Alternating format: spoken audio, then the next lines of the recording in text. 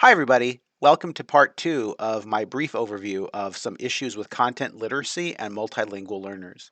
In part one, we talked about home languages as well as dialect.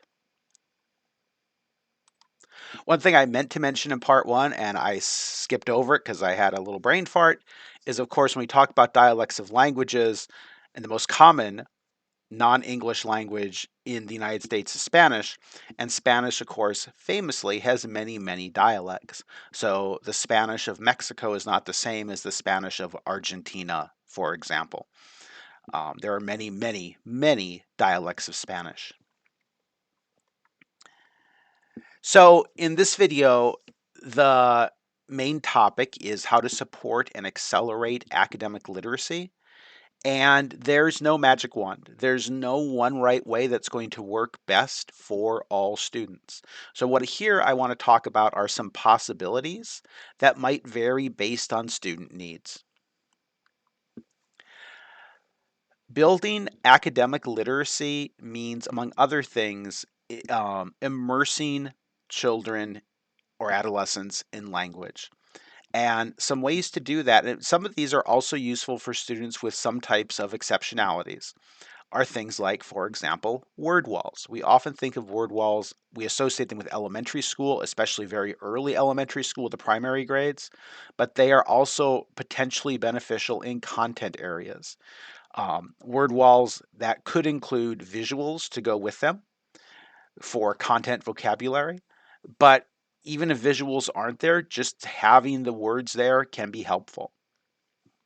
Using bilingual glossaries.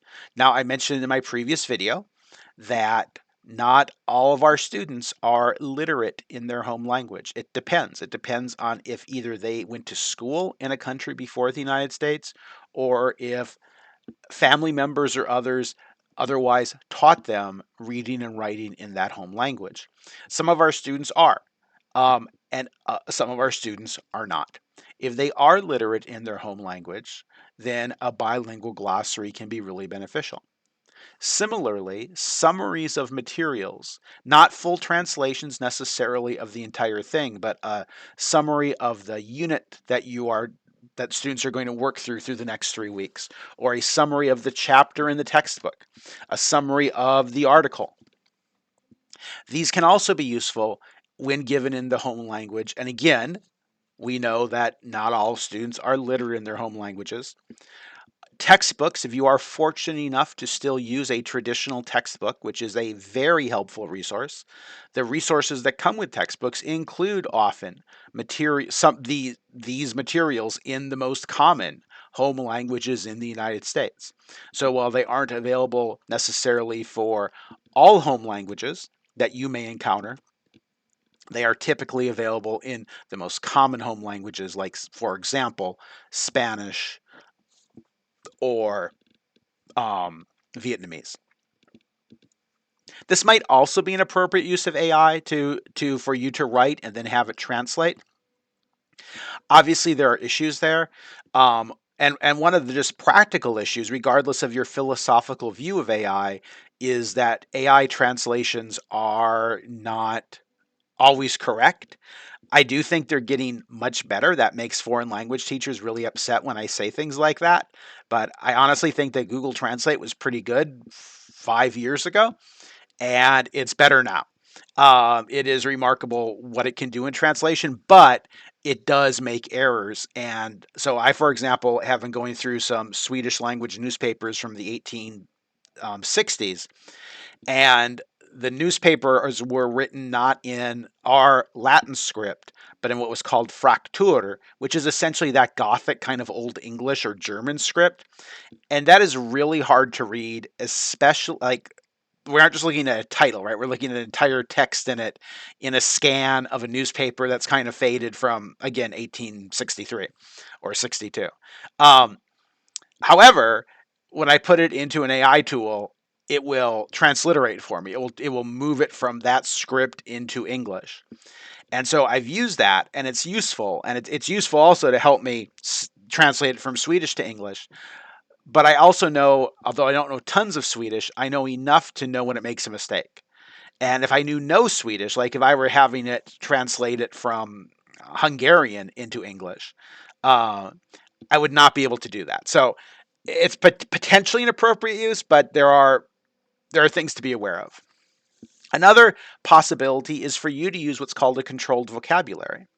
This is also appropriate sometimes for students with intellectual disabilities and some types of learning disabilities. And what this means is that you, as the teacher, limit your vocabulary to the most important words, the most common words. You kind of avoid synonyms. You are speaking in a simpler way than you perhaps normally do. That is a little bit of a double edged sword, in my opinion, because we do want our students to have exposure to vocabulary. That is one of the ways they learn. It's not the only way. And so if you control your vocabulary too much, that limits that. So it is a balancing act, but it's something to consider. Speaking of vocabulary, explicit vocabulary instruction. I know that lots of instructors at Bemidji State do not like explicit instruction, or direct instruction as it's sometimes called. However, the research strongly supports direct instruction. Explicit, systematic, direct instruction gets results. And that the research I've looked at the research specifically recently for students with learning disabilities and other exceptionalities. Um, it is highly effective there. It is highly effective. It is a quality instructional strategy, even though people sometimes don't like to hear that. Um, Having lots of reading materials in your classrooms, and one thing you can try to find or try to see if your school has funding for is there have for many years been publishers who work a lot with special education, who make high interest reading tied to content that are at easy reading levels.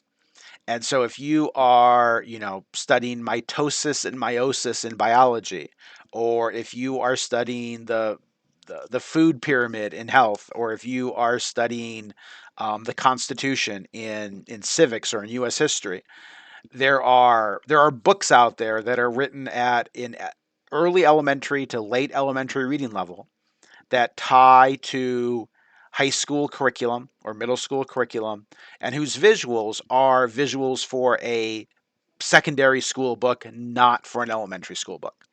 And so those types of materials can be helpful as well. The use of peer tutors can be helpful, and really lots and lots of practice opportunities working with English that are low stakes.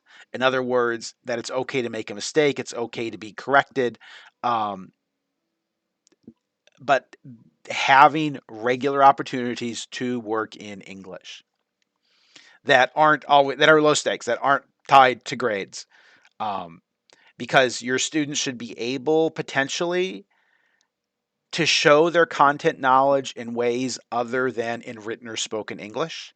And that might include using peer groups for translation. It might include translating in other ways. It might include nonverbal responses. So students should be able to show content knowledge in a variety of ways, but at the same time, students must be learning English. They must be developing their English skills in your classrooms. And these ideas are potential ways for students to do so. Another thing that you as a teacher in Minnesota should think about and be able to do is to develop students' oral academic language abilities. I talk in another video about how English develops for an English language learner, but in general, conversational English can develop within a couple years, maybe even within a year. And you may have a student as, let's say you're a ninth grade teacher and a student has come here as a sixth grader. And so by the time ninth grade rolls around, it is their fourth year in the country. They might have really good conversational English. They might easily be able to ask you, may I go to the bathroom? Can I sharpen my pencil? What page am I supposed to read?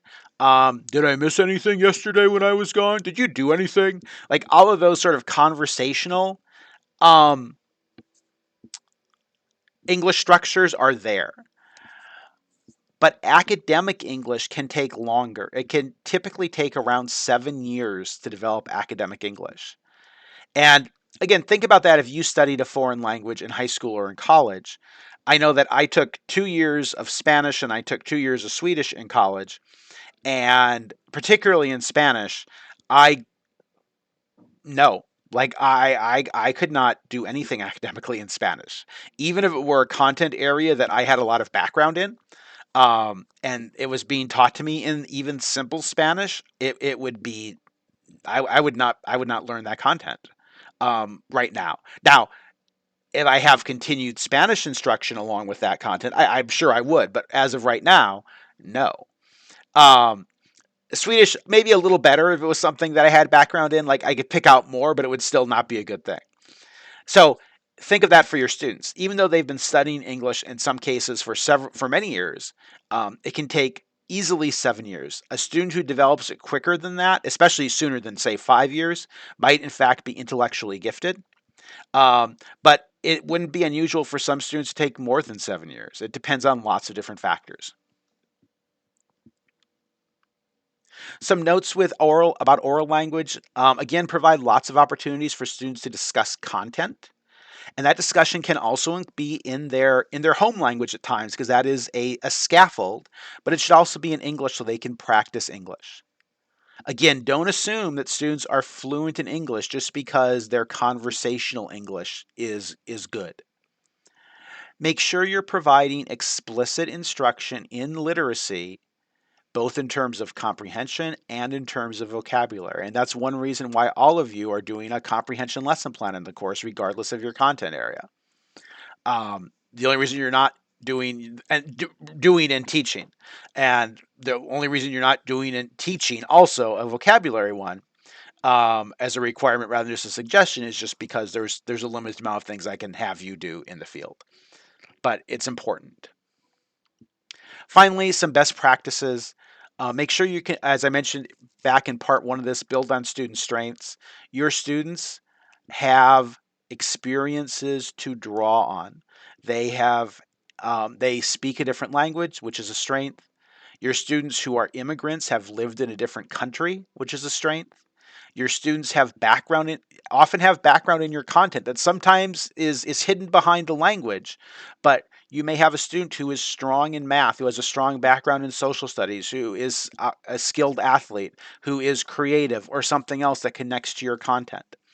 Um, Build on those strengths of your students. Again, provide explicit, direct instruction. Make sure you include regular uses of both oral and written language. And one thing I haven't talked a lot about in here, because we talk about it so much in other courses, but family involvement is important. Um, if your school is lucky enough to have a staff member who is responsible for parent involvement or for family involvement as part of their duties, reach out to them. Reach if you're lucky enough to be in a school that has things like translation services and interpretation available. Reach out to those people. As you are considering how you normally communicate with all of your parents, which you should obviously still do, think too, how can you communicate with parents for whom English may not come as easily as to other parents? So I hope you found some of this thought-provoking, interesting, and or useful. If you have comments or questions, or you think there's something I missed or something else you'd like to hear more about, please reach out and let me know. Thanks for watching.